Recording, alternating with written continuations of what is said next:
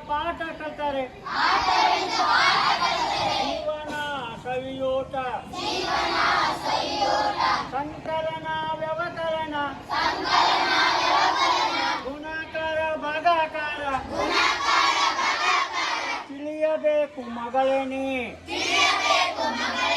ತಿಳಿಯಬೇಕು ಮಗುನಿ ಗಣಿತವೆಂದರೆ ಕಠಿಣವಲ್ಲ